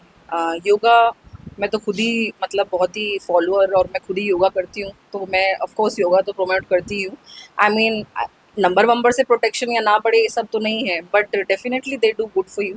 You should do I muscle exercises and yoga करिए, एंड ताकि पूरा हेल्थ ही आपका जो है इन चेक रहे। एंड अगर आपका बहुत ज़्यादा स्क्रीन टाइम है तो ठीक है, एस्थेनोपिया से बचने के लिए आप ब्लू कट चश्मा लगा सकते हैं, थोड़ा टायर्डनेस से आप बचेंगे। लुब्रिकेंट आई ड्रॉप्स आती हैं जो बहुत सूदिंग इफेक्ट देती हैं आइज़ को, बिकॉज क्या होता है when we constantly look at the screens, hmm. हम भूल जाते हैं, जो ये आप अभी ब्लिंक कर रहे हैं मुझसे बात करते हुए, तो क्या होता है ना, हम इतना कॉन्सेंट्रेट करते हैं कि हम ब्लिंक करना ही भूल जाते हैं। हम्म। स्टेयरिंग एक्शन आपने देखा होगा, बच्चे भी कभी कभी टीवी देख रहे हैं ना, लाइक दिस। हाँ। So because of that that leads to dryness and discomfort, pain, है ना, और ब्लरिंग ऑफ विजन। तो आप लुब्रिकेंट आई ड्रॉप्स डालो। 20-20-20 रूल जो है आप रखो। डाइट आप अच्छी फॉलो करो, है ना, green leafy vegetables, red yellow vegetables, and protein, आप ये सब इनकलकेट करो अपनी डाइट में। Amla is very good also for the eyes, yes, and all these are very good. And specially at a young age अगर आप ये सिस्टम में ही इनकलकेट कर दोगे ना तो थोड़ा बेनिफिशियल डेफिनेटली ये है। मैं ये नहीं कहूँगी इनका कोई रोल प्ले नहीं है, एक एज के बाद में बहुत ज़्यादा डाइट का इतना रोल शायद नहीं है, but if you inculcate that system in your younger ones it does have a role. फिर हमारे पास सप्लीमेंट्स आते हैं, आप लाइकोपीन और ये जो लूटीन है इनके सप्लीमेंट्स भी ले सकते हो अगर आपको लग रहा है कि मेरी डाइट अच्छी नहीं है, बच्चा नहीं खा रहा। वैसे तो फर्स्ट थिंग तो नेचुरल बोलूँगी मैं, बट अगर मान लूँ एंड या हॉस्टल में रह रहे हैं, डाइट तो बहुत पुअर है, तो आप सप्लीमेंट्स दे दो, ये आप खा सकते हो, इतना भी नहीं खाना। 6-7 महीने में 1 महीने का आपने कोर्स ले लिया या साल में ले लिया। रेगुलर आई चेकअप्स के लिए जाओ, आपको होश ही नहीं है, पता ही नहीं आपकी आईज में क्या हो रहा है, नंबर आ गया बट ये वो। डॉक्टर के पास तभी जाते हैं जब कुछ हो जाता है, क्योंकि ऐसा होता है कि वो अभी कुछ नहीं है, लेकिन अगर हम गए और उन्होंने बोल दिया कि आपको ये है तो वैसे एक्चुअली 2 टेंशन। चीज़ें होती है ना, एक तो क्या होता है हम वेट करते हैं कि हाँ। कुछ हो तो जाए, है ना, एक्सट्रीम स्टेज पे, और दूसरा हमें लगता है अरे डॉक्टर के पास गए तो ये तो चश्मा ही पकड़ाएंगे, छोड़ो, हाँ, जाना ही हाँ, नहीं कि है। डॉक्टर से दूरी ठीक है। और आंखें जब हम वॉश करते हैं तो वो आंखें मतलब वो पानी आंखों को साफ कर रहा है या डैमेज कर रहा है? वो एक्चुअली में पर से कुछ भी नहीं कर रहा, हम्म। क्योंकि क्या होता है जब आपकी आईज ड्राई होती हैं, आई हम्म। मीन वो एज सच एक सूदिंग इफेक्ट कुछ सेकंड का दे सकता है, but overall it is not having any impact, neither good nor bad. आपको बस एक फीलिंग आ जाएगी गीला हो गया, ठीक है, बट कुछ भी नहीं है। आप 10 बार धोना अपनी आईज और आप हम्म। देखना आप 2 बार आई ड्रॉप डालोगे उसी से ही आपको सूदिंग इफेक्ट आ जाएगा। तो ना तो उसका कुछ नेगेटिव है ना पॉजिटिव। तो जैसे आपने आई ड्रॉप के बारे में बोला, तो जब कुछ भी आंखों में प्रॉब्लम होती है, थोड़ी सी जैसे खुजली हुई या हम्म फिर कुछ मच्छर या कुछ गिर गया तो वो उससे पेन हो रहा है, हम हम्म तो हम मेडिकल स्टोर पे जाते हैं और बोलते हैं कि आंखों में ऐसे ऐसे हो रहा है, तो वो हमें कुछ भी वो दे देते हैं हम्म आई ड्रॉप की, आप ये डाल लो। हम्म तो वो क्या सेफ होती है? बिल्कुल नहीं। वो सबसे गलत काम होता है। और वो जो बिगड़ के हैं वो हमारे पास आते हैं ना, और हमारे से तो एक्सपेक्टेशन होती है बेचारे पेशेंट की, अब मैम के पास आ गए सबसे, अरे तू बिगाड़ के तुम आ गए हो। किसने कहा था मेडिकल से फॉलो? तो देखो, फिर क्या करे? I am nothing against them, pharmacist जो होते हैं, but see they don't have obviously the knowledge. And क्या होता है, कुछ स्टैंडर्ड हमारे ना, मतलब एटलीस्ट मेरे बचपन से वो चलता आ रहा है एक सिस्टम, मेडिकल पे जाओ, एक कैप्सूल, अपने यहाँ पे भी फेमस है, सब हाँ, लोग आप देखना। व्हाइट कलर का। हाँ, जो आप लाल आंख वाले आएंगे हाँ ना, हाँ। वो कैप्सूल तो 100% डाल के आए हुए होंगे ही होंगे। मैम वो कैप्सूल डाली थी और कुछ नहीं डाला था मैम, तो उसी से आप करके आ चुके हो बिगाड़ के काम। मोस्टली जो है वो डेंजरस अननोइंगली वो लोग दे देते हैं, जैसे steroid eye drops they the, and जो हमें नहीं देनी चाहिए, या वो कैप्सूल दे दिया। अच्छा, और तो गांव से, कस्बे से, छोटी जगहों से लोग आते हैं जो पता नहीं क्या क्या देसी नुस्खे भी करके, आपको जान के हैरानी होगी, बहुत सारी इंटरेस्टिंग चीजें हम देखते हैं। एक बताना चाहोगे कोई? हाँ, मैं ज़रूर बताऊंगी। इनफैक्ट मैंने तो जब पोस्ट ग्रेजुएशन में कर रही थी मणिपाल में, जो मैंने कर्नाटका से की है, तो अ, वहाँ पे मुझे याद है मेरे पास एक अल्सर के पेशेंट आए थे, कोई रूरल एरिया से, एंड घाव जिसको हम बोलते हैं, जो आँख में हो जाता है, मतलब घाव। फूला फूला हाँ हाँ। बोलते हैं अक्सर, है ना, वो हो गया इंजरी, एंड अल्सर का पेशेंट था। और मैंने पूछा आपने आँख में कुछ डाला तो नहीं? नहीं मैडम, वैसे तो कुछ नहीं डाला, बट मैंने ना ब्रेस्ट मिल्क डाला था, जो माँ, मतलब जो नवजात न्यूबॉर्न को पिलाती है दूध, वो ब्रेस्ट मिल्क जो है वो आई के अंदर डाल के आए हुए थे, ड्यू टू अ बिलीफ कि भैया मिल्क जो है वो मेरे जो ये फूला है इसको सही कर देगा। तो एक तो वहाँ था तो जो वो तो बेबी इंटरेस्टिंग, के लिए है ना। मतलब मैं हैरान थी कि मतलब इन्होंने एक्चुअली इतना सोचा, और वो फिर मदर को कांटेक्ट करके इन्होंने जो है मिल्क भी इंस्टिल किया। It was a very interesting. And जो यहाँ पे जो आता है, और बहुत सारी पत्तियों के जो दूध है वो डाल के आ रहे हैं पेशेंट। अच्छा, फिर यहाँ पे जो है, मतलब अपने हिंदुस्तान में प्रैक्टिस है कि एक लेडी होती है बकायदा गाँव में, जो जीभ फेरती है आपकी आइज़ में। हाँ, और जीभ फेरना बोलते हैं, जैसे आपकी आँख में कुछ चला गया, आप उनके पास गए, उन्होंने जीभ फेरी और आपका जो है सो कॉल्ड फॉरेन बॉडी उन्होंने हटा दिया, पेशेंट सही। अब क्या होता है, वो पेशेंट सही तो होता है नहीं, वो पेशेंट आता है with severe infection inside the eye. आप सोचो, सलाइवा आप मुँह में जो है डाल रहे हो पूरा दूसरे इंसान का। तो ऐसे-ऐसे हमारे पास पेशेंट आते हैं कॉम्प्लिकेटेड, पता नहीं क्या-क्या डाल के आ गए हैं, अलग-अलग वैरायटी ऑफ चीज़ें आँख खुद ही में। डॉक्टर बन रहा है। हाँ, और किसी ने उसने कहा, और बाकायदा कुछ गाँव में तो मतलब ऐसे होती हैं लेडीज़ डेज़िग्नेटेड कि हाँ, ये है वो लेडी जिससे तुमने जीभ फिरवानी है, और ये मतलब वो जो कहते हैं ना वहाँ के डॉक्टर, तो ये करेंगी तुम्हारा इलाज। तो ऐसे कर के आते हैं। सो लाल आँख में तो आपको तो पता नहीं है आपकी लाल आँख किस वजह से है, वो डॉक्टर ही आइडेंटिफ़ाई करेगा कि भैया आपको आई फ्लू है, आपको जो है इन्फ्लेमेशन हो रही है, यूवेइटिस हो रहा है, आपको क्या हो रहा है, या काला पानी की वजह से आँख प्रेशर बढ़ा हुआ है। बहुत सारे कारण हैं आई लाल होने के, या कॉन्टैक्ट लेंस इंड्यूस इंजरी हो गई, कुछ भी हो सकता है। So you have to go to a doctor and get yourself properly checked and not take medicines off the counter. ऐसे फार्मेसी से मेडिसिन लेना-वेना, बाई चांस की बात है, कोई एक आधी जो है थोड़ा लाली कम हो गई, उनको लगा हम तो सही हैं, यही कंटिन्यू करो, फिर वो 10 दिन बाद आते हैं कॉम्प्लिकेशन बट लेके। कभी-कभी उनसे सही हो तो जाती है आँखें। नहीं, होते नहीं है मोहित जी, क्या होता है ना कि वो इन्फेक्शन बाई चांस वो होता ही नहीं है, वो नेचुरली वो, मतलब एक आँख थोड़ी-सी लाल हुई, वो नेचुरली भी ठीक हो और जाती है हमें 1-2 लगा दिन कि में। उससे सही हो गई। एग्ज़ैक्टली, तो हम रिलेट करते हैं, अच्छा नहीं ये डाली थी इससे। जी ठीक है, मेरे इससे हुआ था, आप भी ये कर लो। हाँ। ओके। और जो सिटीज़ में ज़्यादातर देखा जाता है चश्मे वहीं ज़्यादा लगते हैं, हुँ। गाँव के लोगों में चश्मे कम है, तो क्या रीज़न है कि जो सिटी में लोग रह रहे हैं उनके चश्मे ज़्यादा हैं? सिटी में लोग जो रह रहे हैं उनके चश्मे इसलिए ज़्यादा है क्योंकि एक तो उनका स्क्रीन टाइम ज़्यादा है, वो ज़्यादा प्रोफेशनल हैं इन द सेंस कि काम पे सबको जाना होता है। गाँव में अगर आपने देखा हो तो थोड़ा-सा मतलब वर्क कल्चर भी ऐसा नहीं है कि हर घर में आपको वर्किंग मतलब लेडीज़ या मतलब ऐसे, उनका थोड़ा वर्क प्रोफाइल अलग है। उनका थोड़ा क्रूड मतलब वैसा काम है कि खेती-बाड़ी करनी है, उनको ज़रूरत ही नहीं है इतने विज़न की, ना तो उनको बहुत ज़्यादा दूर कुछ पढ़ना है, ना उनको कोई बहुत ज़्यादा मोबाइल चलाना है। अब जैसे थोड़े अगर एजुकेटेड लिटरेसी कम है तो उनको ना तो न्यूज़पेपर पढ़ना है, कुछ नहीं करना। तो इट इज़ योर नीड, आपका जो प्रोफेशनल जो रिक्वायरमेंट्स होती हैं वो वहाँ है ही नहीं ना, बड़े सिंपल सा लाइफस्टाइल है, ज़रूरत ही नहीं है। तो इसलिए हम कंपेयर करते हैं, देखो वो जो बैठी हैं दादी वहाँ पे गाँव में, उनको तो चश्मा ही नहीं है, आपने हमें चश्मा दे दिया, अरे उनकी रिक्वायरमेंट ही नहीं है। सो दैट इज़ व्हाई, एंड आपको क्या पता उनका विजन कितना है, उनका विजन हो सकता है सिर्फ इतना हो, counting finger, half metre, but वो खुश है। सब्जेक्टिव फीलिंग होती है ना, आपको जो है ये दिख रहे हैं वहाँ पे और मेरे को थोड़े धुंधले दिख रहे हैं, बट मेरी सब्जेक्टिव फीलिंग नहीं नहीं आई एम फाइन, दिख तो रहे हैं, हाँ, आपको भी दिख रहे हैं, मुझे भी दिख रहे हैं, आपको कैसे पता मुझे कितने साफ दिख रहे हैं? आपने बताया नहीं तो मेरे लिए पता वो कैसे चलेगा? नॉर्मल है कि हाँ भाई नॉर्मल है, मुझे पढ़ना ही नहीं है 3 लाइन के आगे, तो मैं कह रही हूँ मेरी नज़र तो बिल्कुल ठीक है, मुझे बिल्कुल दिखता है। आपको पढ़ना है वो 7th लाइन, तो नहीं, वो तो 7th लाइन मुझे आधी दिख रही है, मेरे को नहीं दिख रहा clear. So it is a subjective feeling. और क्या हम जैसे कम सोते हैं उससे भी आंखें खराब होती है? कम सोने से तो एक्चुअली बहुत सारे हेल्थ हैज़ार्ड्स हैं, जो मतलब ओवरऑल ही वो हो जाता है। हम्म, एंड डेफिनेटली कम सोने से क्या होता है, इट इज़ अ साइकिल। कम सोना मोस्टली आप देखेंगे या तो मोबाइल ज़्यादा यूज़ करते हुए लोग, या फिर थोड़ा स्ट्रेस, एंजाइटी, डिप्रेशन वाले लोग, है हम्म, ना?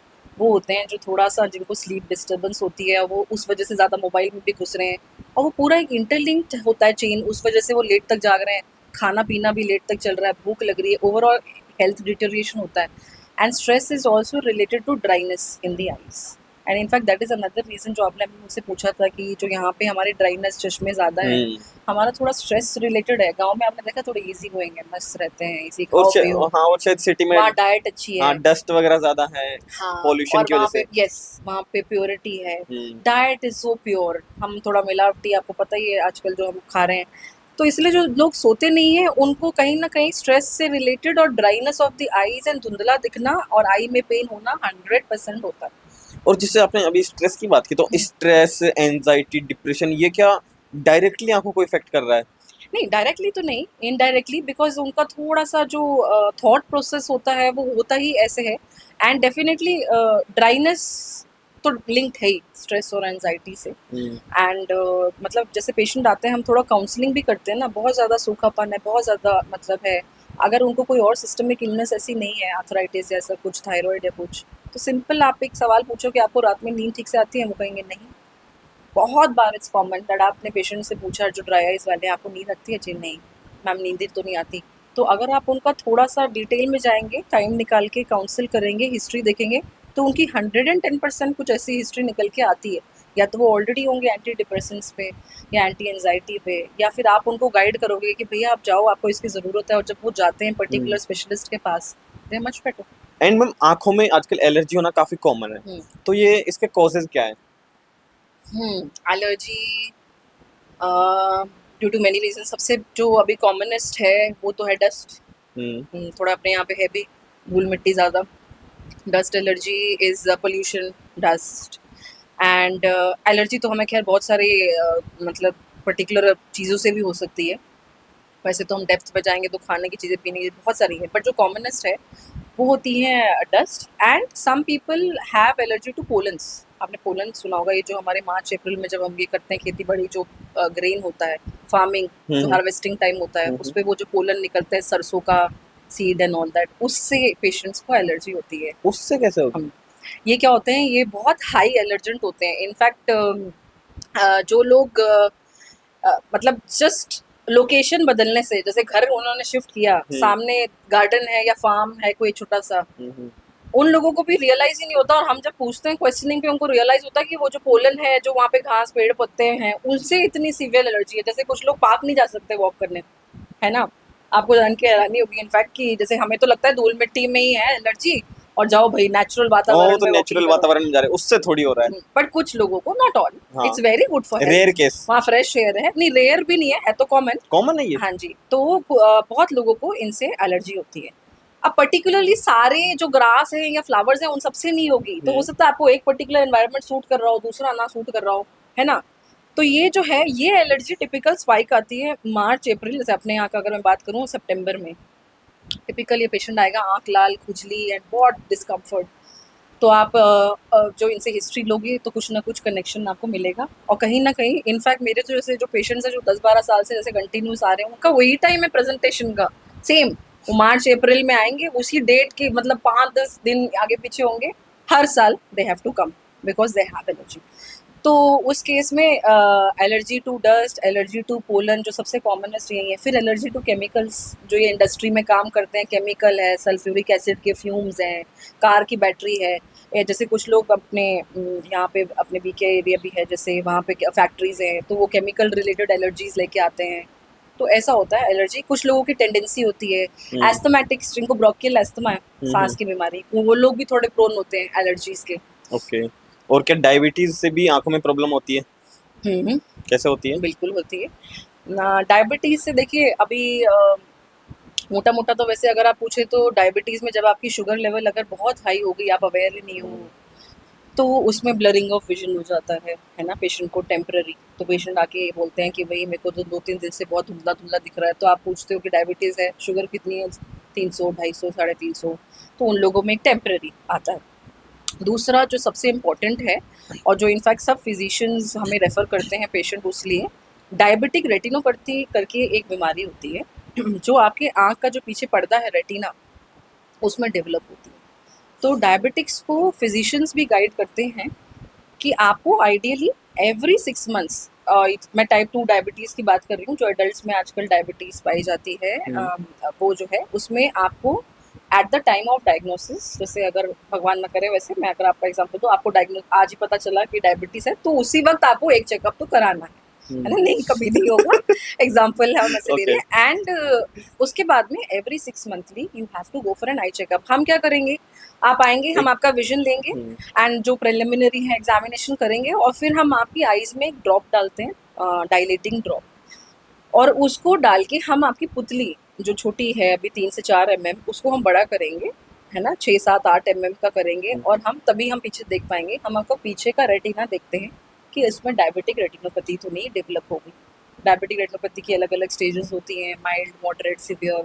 सिवियर स्टेज में एक चीज़ जो हाँ हमें बहुत ज़रूरी याद रखनी है, डायबिटिक रेटिनोपैथी की वजह से जो विजन चला जाता है पेशेंट का, वो बहुत मुश्किल से ही वापस आ पाता है। अच्छा, हाँ, डायबिटीज से अगर किसी को दिखना बंद हो गया तो चांसेस है कि मुश्किल से उसको दिखना हाँ, स्टार्ट मतलब होगा। है चांसेस, हाँ हाँ but there is also a chance that you will not regain your vision which you have lost. So now what are we going to do? What we can do is we have to go for regular eye checkups. हमें खुद को सतर्क रहना है। Physician तो guide करते ही हैं, but आपका खुद का रिस्पॉन्सिबिलिटी है कि आप अगर 6 नहीं तो 8-10 महीने, नहीं तो बहुत ज़्यादा ही वैसा है तो साल में एक बार तो you have to go and get yourself dilated and examined. क्योंकि जो जो लॉस होता जा रहा है वहाँ हम उसको रोक तो सकते हैं हाँ कि भैया आगे ना जाए, बट हम पीछे वाला विजन जो है लाना हमारे लिए थोड़ा चैलेंजिंग। आ भी जाता है, नहीं भी आता है, तो वो जो है फिर पेशेंट रिग्रेट होता है कि मैं पहले आ जाता पहले ये। पहले कोई बता ही देता। हाँ, अवेयरनेस की हो जाती है थोड़ी कमी कभी कभी। ओके। और जैसे आंखों में जो भी प्रॉब्लम्स होती है ना, चश्मे लगना, एलर्जी होना, हम्म। तो जैसे आंखों में ये जो भी प्रॉब्लम्स हो रही है ना, इनके सिम्टम्स क्या क्या है, हमको कैसे पता चल सकता है डेली लाइफ में कि हमें ये प्रॉब्लम, आंखों की प्रॉब्लम हो सकती है। सिम्टम जैसे depending of course on the disease which you having. अब अगर आपकी आंख में कुछ चला गया, वो तो जरूरत ही नहीं बोलने की आपको, तो मतलब आंख ही इतनी फड़फड़ाएंगे एंड पेन एंड वाटरिंग होगा, तो वो तो चलो बताने की जरूरत नहीं है।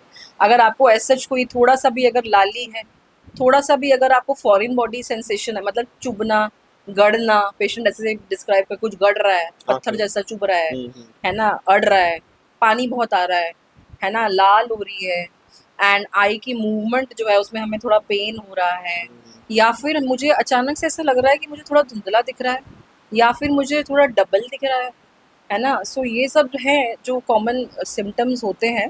कलर ब्लाइंडनेस में क्या होता है?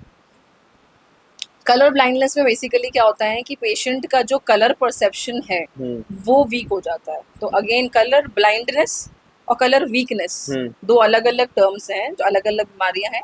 तो कुछ पेशेंट्स जो हैं वो कलर वीक होते हैं, आइडेंटिफाई कुछ कर रहे हैं, कुछ नहीं कर रहे हैं, है ना। एंड और जो कलर ब्लाइंड है वो तो आइडेंटिफाई जो है अपने बेसिक जो रेड ग्रीन जो मेन कलर्स हैं वो आइडेंटिफाई नहीं कर पाते तो हैं। उसमें वो मतलब रेड को, रेड कलर उन्हें जैसे रेड दिखेगा या दूसरा दिखेगा? दूसरा, एंड शेड्स ऑफ ग्रे होते हैं वो। अच्छा। हाँ, तो ये भी अच्छा पूछा आपने क्वेश्चन, क्योंकि उनमें क्या होता है ना, अब क्या होता है उसमें भी अगेन अवेयरनेस।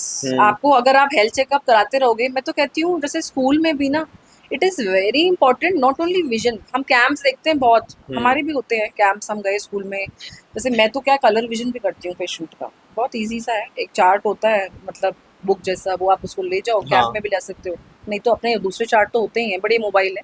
स्कूल से ही कलर ब्लाइंडनेस को आइडेंटिफाई, क्योंकि वो तो कंजेनाइटल मतलब जेनेटिक है, वो तो बचपन से ही आ रही है, पैदा होते ही आपको ये अभी नहीं हो सकते कलर ब्लाइंड, आपको शुरू से ही है, ठीक है, अनलेस की एक आधी बीमारी है वो आपको हो गई और आप हो गए, बट अदरवाइज बचपन से है। एंड स्कूल से ही अगर हम कलर ब्लाइंडनेस को आइडेंटिफाई करने लग जाएं, तो आगे जाके प्रोफेशनली जब बच्चा एनरोल करता है, अब मेरे पास जो बच्चे आते हैं वो ऑलरेडी माइंड मेकअप है, एग्जाम क्लियर हो गया, भाई मैंने तो जाना है आर्मी में, नेवी में, या लोकोमोटिव मैंने जाना है, मैम हो गया चलो फाइनल चेकअप है, मैम पता चला कलर ब्लाइंड, अरे भाई आप तो हो ही नहीं एलिजिबल, आप तो जा ही नहीं सकते, क्योंकि जहाँ पे भी पब्लिक सेफ्टी इन्वॉल्वमेंट है, you can not go if you are a colour blind patient, you can not, colour weak also मैं तो कहूँगी, यू आर नॉट एलिजिबल। अब वो क्या है, माइंड तो मेकअप हो गया, फैमिली का भी, बच्चे का भी, 19 साल का बच्चा आया कि मैम इसको तो आर्मी में चलो आपके तो साइन चाहिए हमें। अरे साइन साइन तो दे ही नहीं सकती मैम, क्योंकि आप तो कलर ब्लाइंड हो, हाँ, सो यू आर नॉट क्योंकि एलिजिबल। ये जॉब की बात नहीं है, इसमें आपके पीछे आप जो जॉब कर रहे हो उसके पीछे बहुत से लोगों की जिंदगी है। एक्चुअली आपका नहीं है, जो आपके हाँ। साथ हैं उनका है। So it is very important कि हम अर्ली ही चेकअप में इसको डायग्नोज करें, और वो और इसका ट्रीटमेंट कैसा होता इसका ट्रीटमेंट है ही नहीं। है? इसका ट्रीटमेंट ही ट्रीटमेंट नहीं है? नहीं है।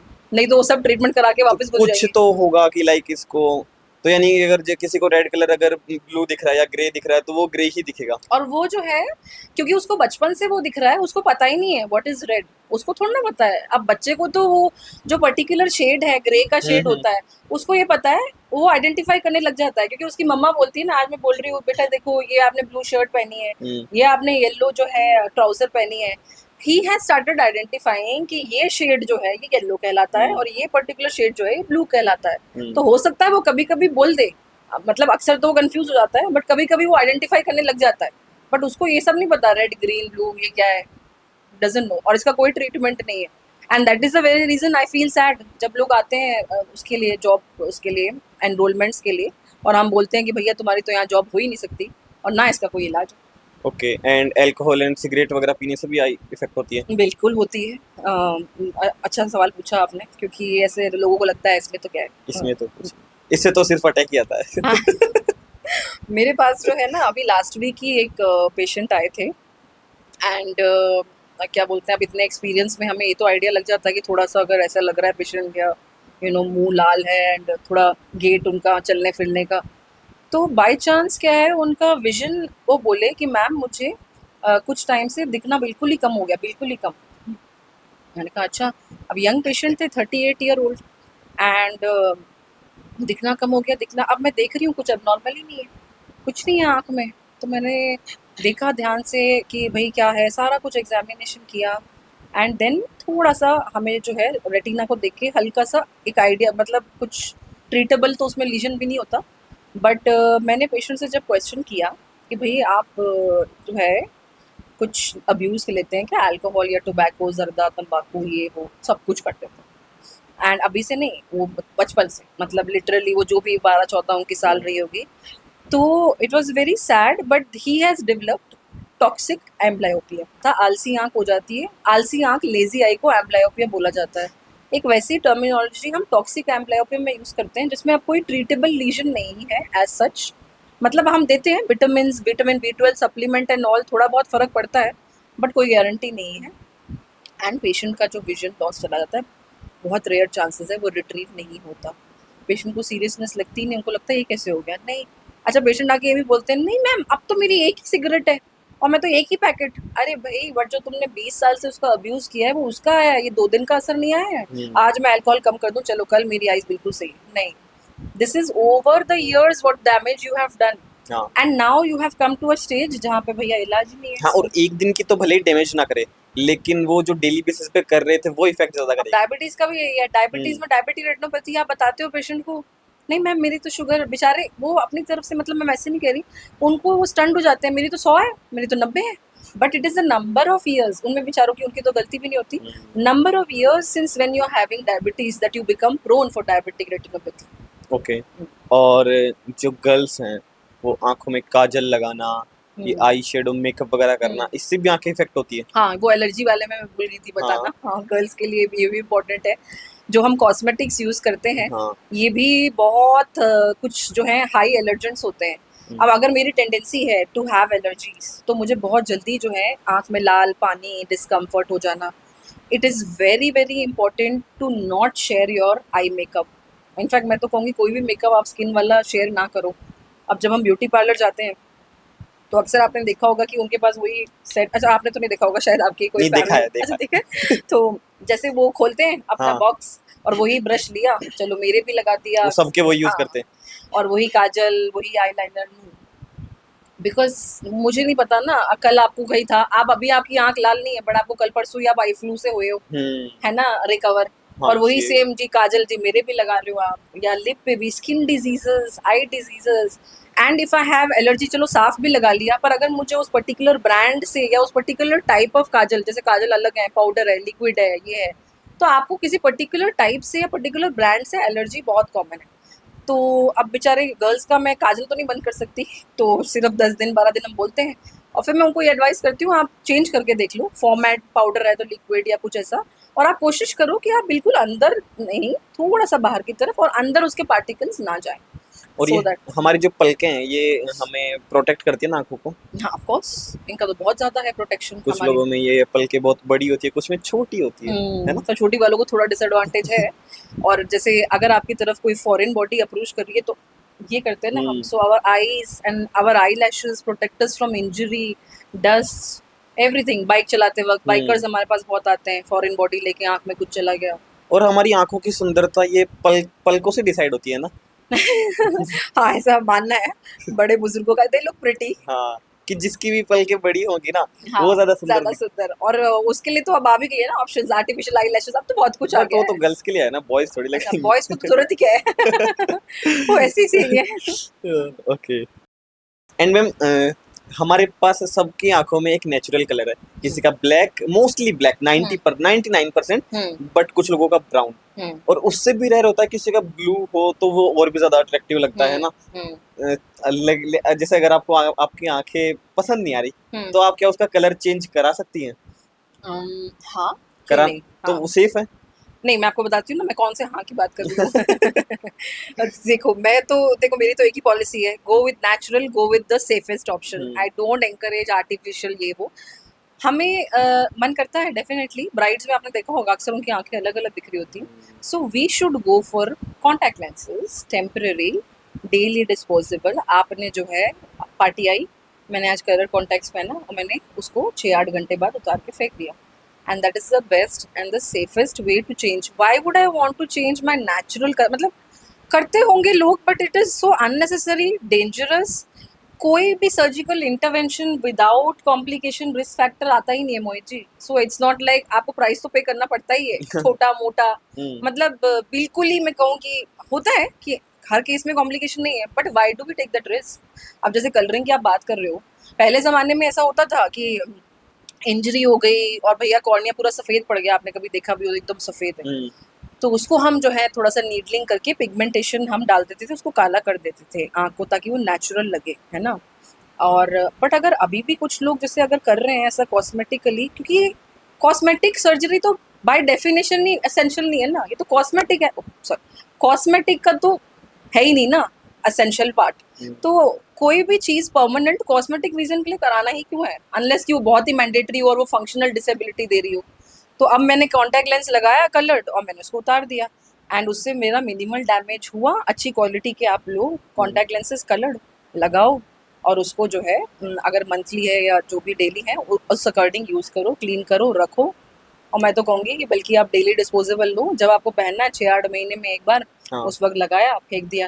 क्योंकि स्टोरेज ऑफ कॉन्टैक्ट लेंसेज एक अलग ही चैप्टर है, वो तो बहुत ही ज़्यादा कॉम्प्लिकेशन में चला जाएगा अगर आपने साफ़ सुथरा नहीं रखा, केस में निकाल के गंदा हम्म, इन्फेक्शन, लिक्विड आपने सेम यूज़ किया। ओके, सो इसीलिए तो जैसे अगेन पार्लर पार्लर वाले बेचारे सोचेंगे मैं उनके अगेंस्ट हूँ, बट ऐसा कुछ नहीं है, वो खुद ही सतर्क हो सकते हैं। हम्म, तो आई वुड जस्ट से आप करो ये सब, बट ढंग से करो और अच्छी क्वालिटी यूज़ करो। एंड आप अच्छे ब्रांड के कॉन्टैक्ट लेंसेज, कुछ कॉन्टैक्ट लेंसेज जो है वो कलर्ड वाले वो पिगमेंट ही छोड़ देते हैं आँख के अंदर, वो बेचारी ब्राइड के पानी और लाली हो रही है अगले दिन, इतना इन्फेक्शन डिस्कम्फर्ट, क्या हम्म। फ़ायदा, सुंदर लगी और अगले दिन अनकम्फर्टेबल हो गए। अगले दिन फिर डॉक्टर के जा रहे हैं। हाँ, तो इसीलिए हम जो है पहली बात तो डॉक्टर से ले तो बेटर है, बट ठीक है अगर उनको ऐसा इतनी एक्सपर्टीज़ है, मैं तो कहती नहीं हूँ कि हम्म, कोई और छेड़े आँख को, इतनी एक्सपर्टीज़ है तो सेफ ऑप्शन। और एंटीबायोटिक का यूज़ उसके कैसे करना है, कैसे लगाना है, should know, it's not so simple.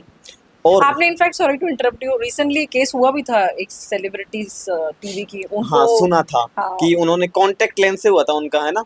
और फिर सर्जरीज वगैरह हुई बाद में, बहुत हाँ प्रॉब्लम मतलब हुई थी। शॉर्ट प्रोसीजर हुआ था, हम्म, तो नाम तो मैं नहीं लेना चाहूँगी, बट उनके यही हुआ था। सो हम्म, थोड़ा सा इग्नोरेंस, एंड आपने फॉर ग्रांटेड लिया कि चलो लगा लिया, अगले दिन तक मतलब 24 घंटे पहन रहे हो, घूम रहे हो, तो you should be very okay. Careful. और क्या आंखों में टैटू कराना चाहिए?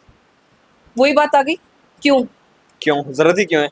नहीं, बट अगर किसी की इच्छा है तो वो सेफ है या नहीं है? मैं तो नहीं कहूँगी सेफ है, everything comes with the price, तो मैं तो नहीं कहूँगी उसके लॉन्ग टर्म इफेक्ट्स क्या हैं, एलर्जी, इन्फेक्शन, बाद में आपको खुद को ही ना अच्छा लगे तो ऑप्शन भी नहीं है टू गो बैक। हाँ, एंड आगे जाके 10-15-20 साल बाद में हमें ये भी तो सोचना है ना, ये हमारी आँख मरते दम तक हमारे साथ देने वाली है। ऐसा तो है नहीं कि भैया आज मैंने इसको काम मिल गया, चलो कल तो इससे कोई काम ही नहीं है 10 साल बाद। 2 ही दिए हैं भैया भगवान ने और हमें। फिर वो एज के साथ वैसे ही दिखना कम होगा, तो फिर उस टाइम पे और हाँ, मतलब प्रॉब्लम वी होगी। डोंट नो, क्योंकि इनकी ना लॉन्ग टर्म साइड इफेक्ट्स हमें नहीं पता। हुँ, ये हम कर रहे हैं सब कुछ तामझाम, but we don't know what their long term side effects are. और जो हम सनग्लासेस वगैरह लगाते हैं वो तो सेफ है ना?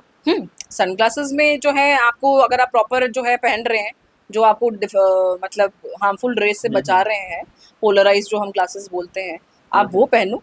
और for that I would say don't compromise on the quality and the brand. You have to go for a good brand and good quality. Okay, और हम कभी-कभी आँखों की केयर करते टाइम ना कुछ मिस्टेक्स कर देते हैं। हम्म जैसे कि बार-बार आँखों को वॉश करना हम्म या फिर कुछ आई ड्रॉप्स डालना। तो ऐसी हम्म कुछ कॉमन मिस्टेक्स बताइए जो लोग बार-बार कर रहे हैं हम्म कि वो के उन्हें लगता है वो केयर कर रहे हैं, हम्म बट वो केयर नहीं है, वो उन्हें डैमेज कर रहे हैं। कुछ प्रैक्टिसेस हैं जो हमें लगता है हम बहुत अच्छा कर रहे हैं। जैसे कि सूरज की तरफ आपने देखा है, जल चढ़ाते वक्त हम जो है, कुछ लोगों की आदत है वो आँख में आँख डाल के देखना हाँ। और फिर जल चढ़ाना। That is very bad for your eyes. And हम उनको, सूरज देवता को लगता है हम खुश कर रहे हैं और उनकी आँख से आँख देख रहे हैं, but that leads to solar retinopathy. In fact आपने सुना भी होगा, जब इक्लिप्स आता है, ये जो हमारे इक्लिप्स होते हैं, हुँ, इनको बोला जाता है कि कभी भी डायरेक्ट आँख से नहीं देखना, क्योंकि they lead to permanent damage of the retina, again non very difficult to treat. तो ये एक प्रैक्टिस है कॉमन। कुछ लोग तो मैंने, इनफैक्ट आई वाज अमेज्ड, कुछ लोग जैसे रूटीनली कुछ डाल भी रहे हैं, कोई ऑयल भी डाल लेते हैं, गुलाब जल भी, जैसे कि कुछ भी डाल दिया केमिकल से भरा हुआ कि नहीं नहीं आँख सूदिंग रहेगी, ये बहुत कॉमन हाँ, प्रैक्टिस है। गुलाब जल के बारे हाँ। में ये बताइए, क्या गुलाब जल से आँख ठंडी रहती है? उसमें मतलब वो ठंड करती है आँख में? अब वही बात आ जाती है, गुलाब जल जो है, अब कहना तो नहीं चाहिए, बट जो हमें मतलब गुलाब जल मिल रहे हैं ओवर द काउंटर, वो कोई ऐसे गुलाब की पंखुड़ियों से निकले हुए नेचुरल तो होते नहीं, ऐसे केमिकल्स होते हैं।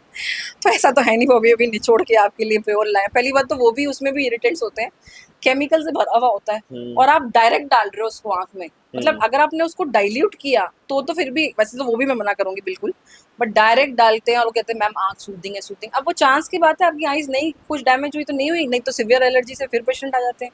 तो वो भी एक प्रैक्टिस है जो हमें नहीं करना चाहिए। आप अपने डॉक्टर से सिंपल लुब्रिकेटिंग आई ड्रॉप लिखवा लो जो सेफ है, चाहे आप उसको 10 बार डालो दिन में, उम्र भर डालो, कुछ डैमेज नहीं है, आँख को साफ रखेगी, छोटा-मोटा तिनका भी निकाल देगी, हुँ। ड्राइनेस से भी बचा देगी, खत्म। सो मैम क्या हमें आई डोनेट करनी चाहिए?